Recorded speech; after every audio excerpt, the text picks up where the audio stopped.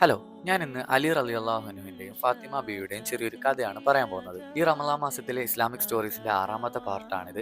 So ഈ story നിങ്ങൾക്ക് ഇഷ്ടപ്പെട്ടാൽ തീർച്ചയായിട്ടും ഫോളോ ചെയ്യാം. സോ നമുക്ക് കഥയിലോട്ട് പോകാം. ദാരിദ്ര്യം അനുഭവപ്പെട്ടിരുന്ന ഒരു സമയത്ത് അലി റളിയല്ലാഹു അൻഹു ഒരു ജൂതന്റെ തോട്ടത്തിൽ വെള്ളം നനയ്ക്കാൻ വേണ്ടിയിട്ട് പോകുന്നുണ്ട്. അതിന് കൂലിയായി കിട്ടിയ കുറച്ച് ധാന്യം അലി റളിയല്ലാഹു അൻഹു വീട്ടിലെത്തിച്ച് ഫാത്തിമ ബീവിക്ക് നൽകി. ഫാത്തിമ ബീവി അത് പൊടിച്ച് റൊട്ടി ഉണ്ടാക്കി അവർ ഭക്ഷണം കഴിക്കാൻ വേണ്ടിയിട്ട് ഇരുന്നപ്പോഴാണ് വാതിലിന്റെ അടുത്ത് നിന്ന് ഒരു ശബ്ദം കേൾക്കുന്നത്. ചെന്ന് നോക്കിയപ്പോൾ അത് വളരെ ദരിദ്രനായിട്ടുള്ള ഒരു വ്യക്തിയായിരുന്നു. അദ്ദേഹത്തിന് ഭക്ഷണം കഴിക്കാൻ വേണ്ടിയിട്ട് എന്തെങ്കിലും ഉണ്ടോ എന്ന് ഫാത്തിമ ബീവിയോടും അലി റളിയല്ലാഹുവിനോടും ചോദിച്ചു. അപ്പോൾ സ്വന്തം വിശപ്പ് മറന്ന് അലി റളിയല്ലാഹുവും ഫാത്തിമ ബീവിയും അവർ അധ്വാനിച്ചുണ്ടാക്കിയ ആ ഭക്ഷണം ആ ദരിദ്രനായിട്ടുള്ള വ്യക്തിക്ക് കൊടുക്കുന്നുണ്ട്. ദാരിദ്ര്യത്തിനിടയിലും കഷ്ടപ്പാടുകൾക്കിടയിലും മറ്റൊരാളുടെ കണ്ണീരൊപ്പാൻ അവർ കാണിച്ച മനസ്സ് നമുക്കെല്ലാവർക്കും ഒരു പാഠമാണ്.